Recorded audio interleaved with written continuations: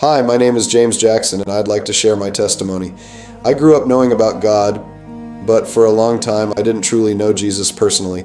I tried to live life my own way, thinking I had everything under control, but inside I felt empty and lost. One day I realized that no amount of success or pleasure could fill that emptiness, only Jesus could. When I surrendered my life to Him, everything changed. He forgave my sins, gave me peace, and filled me with a new purpose. Now I'm walking with Christ daily. Life isn't perfect, but I have hope, joy, and strength through Him. Jesus truly saved me, and I'm thankful every day for His amazing grace. My name is George William, and for years, alcohol controlled my life. I drank to forget my pain, but it only made things worse. I lost friends, respect, and nearly my life. One night, sitting alone with a bottle in my hand, I cried out, "God, I can't do this anymore." In that moment, He met me with a peace I can't explain. I gave my life to Jesus, and He broke the chains of addiction that held me for years.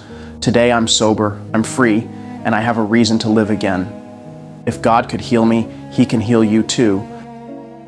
My name is Lucy Jackson, and there was a time when I had nothing. No home, no family, and no hope.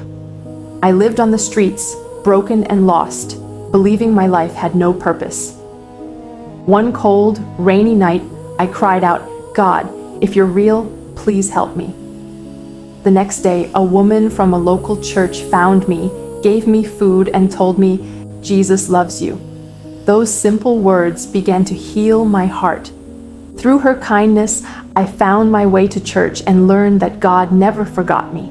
When I gave my life to Jesus, He restored what I thought was gone forever: peace, purpose, and hope. Today, I have a home, a job, and a new life in Christ. I now help others who are where I once was. My name is Jacob Lee, and for years, drugs controlled my life. I lost everything: my family, my friends, and myself. I tried to quit, but the darkness kept pulling me back.